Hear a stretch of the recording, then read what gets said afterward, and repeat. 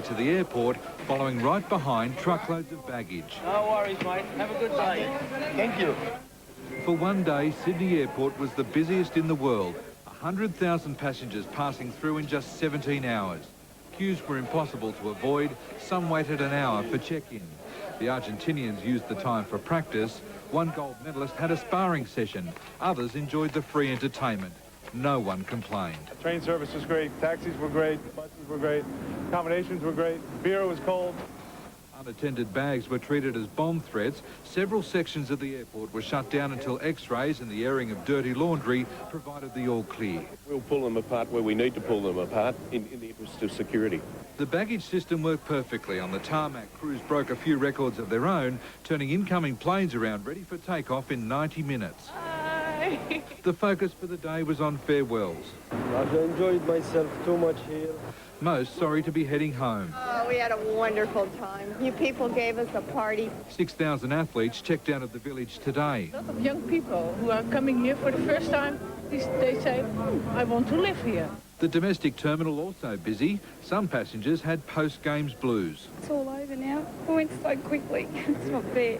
It's been crowded and at times hard to move, but every process set up to help passengers get onto their flight smoothly has worked. So much so that the Sydney Airport plan has been adopted by Salt Lake City for the next Winter Games. I've been very, very impressed with the volunteer force, and it's just been a stupendous advantage for you, I think. And no argument here. Greatest 2 weeks of my life out here. Darren Curtis, 7 News. And Sydney's farewell to the Olympics was a fitting end to the best games ever. The closing ceremony was true Australia, with Prawns and Priscilla joining our biggest international stars. That was a different way to start. Not quite the old Victor from the opening, but some mower. But the real joke, the cycling kangaroo was back. Just a flash. Ceremonies director Rick Birch riding one of his much-maligned blow-ups from Atlanta.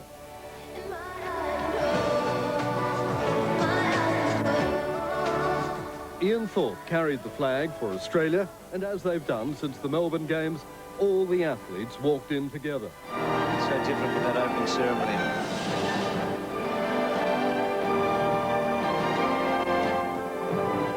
Thank you to the athletes of the world.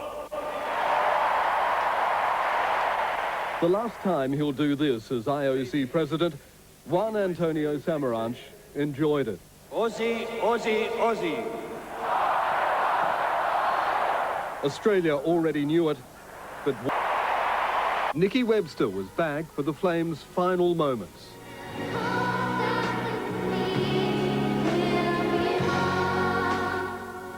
An F-111, symbolically and loudly taking it away. The flamed eyes to be reborn again in 4 years for the Athens Games. No time to be sad, though. It was straight into the party. Hills hoists and all. Midnight Oil, bold as ever.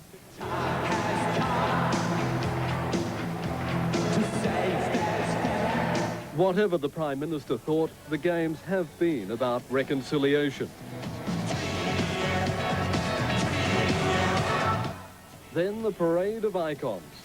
Kylie Minogue on that enormous thong. Greg Norman. Another of Australia's great exports. Elle Macpherson. So the icons keep rolling out here. Paul Hogan on his hat. Bananas in pajamas. And Priscilla.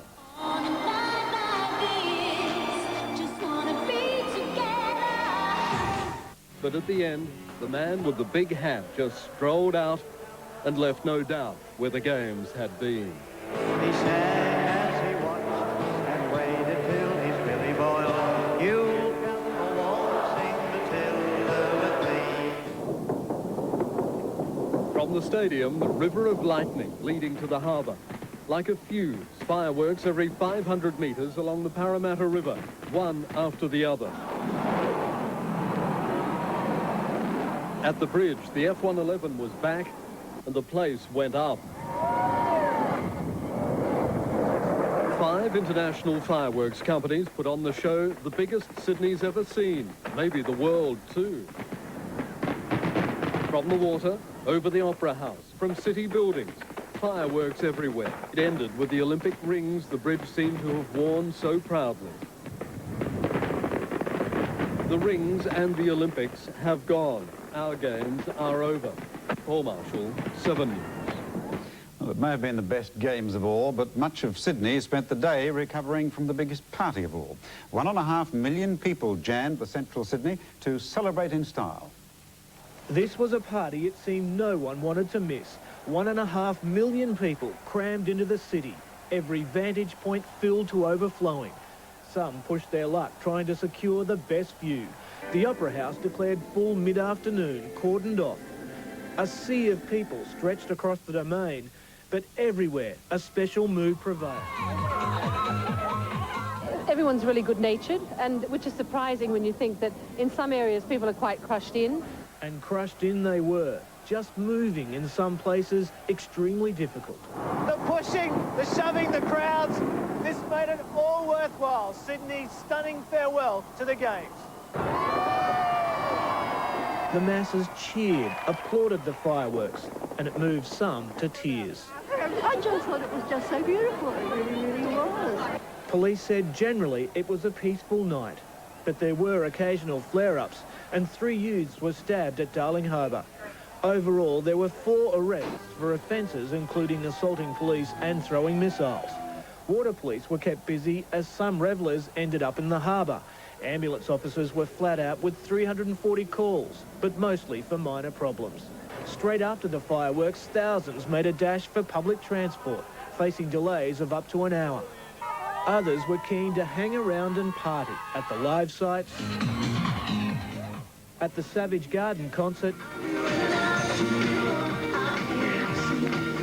just about anywhere. The athletes weren't about to get much sleep either. Michael Klim turned up at the last lap. Stuart Welsh still wearing his rowing medal. I'm going to have a good time. Taekwondo gold medalist Lauren Burns thirsty. Fusion trials. Long before the parties died down, the cleaners started their mammoth task. They were still going well into the day, clearing a record amount of rubbish, 140 tonnes, more than half of that from the Domain live site. But that was not about to wake up some after the party of a lifetime. Mark Simmons, 7 News. And the Games have also brought amazing television ratings, the opening and closing ceremonies becoming the 2 most watched events in Australian television history. From the first moments of the opening ceremony, the nation was captivated. More than 10.4 million people tuned in on their home TVs, an Australian record.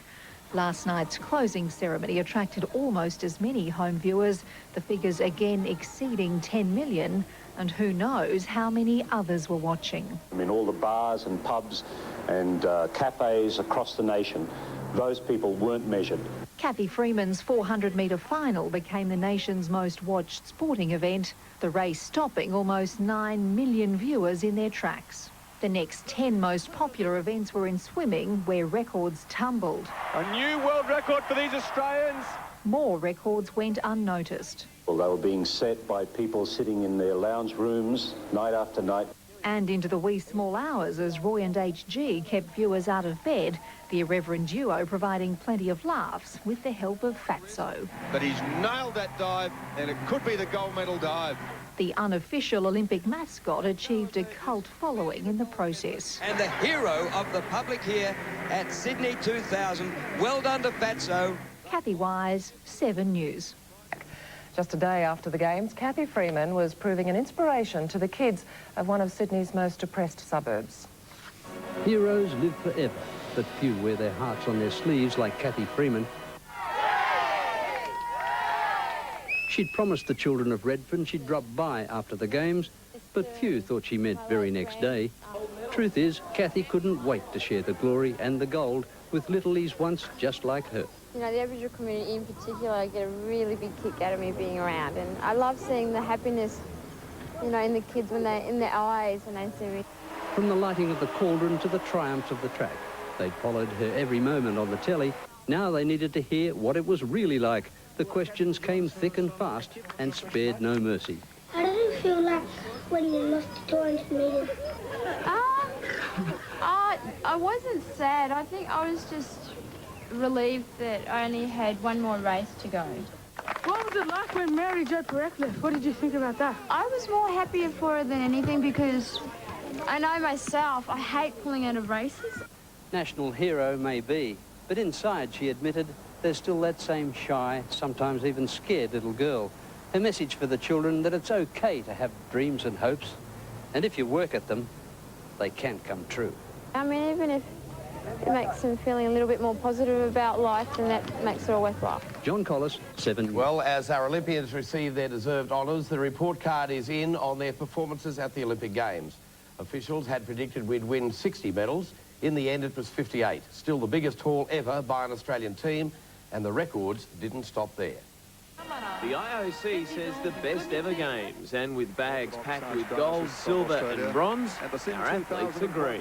The depth that we've uncovered here at this Olympics has been fantastic, and the team is in good stead to do something special at Athens also. Melbourne in 56, 35 medals. Atlanta, a total of 41. Sydney, easily our best performance, 16 gold, 58 medals overall. Pick any nation if you like, on a per capita basis, Australia has absolutely outperformed the world. Memorable moments? How do you choose? Liesl Jones, the youngest ever Australian to win a medal in an individual event. Of course, Cathy Freeman. What a legend. What a champion. Ian Thorpe joining Shane Gould as the only Australians to collect 5 medals at one Olympics. Or Nathan Deeks shaving 5 minutes off his personal best in the 50-kilometre walk.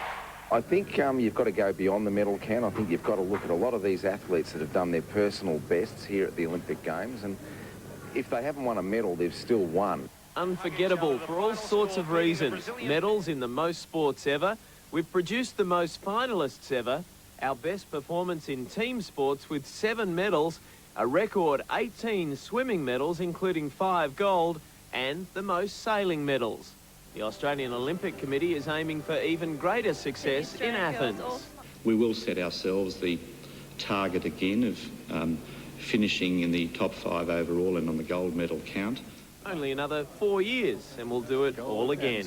We've had the greatest number of world benchmark performances that we've ever had in history. That can't be bad. It's got to be pretty good. Nick McCarthy.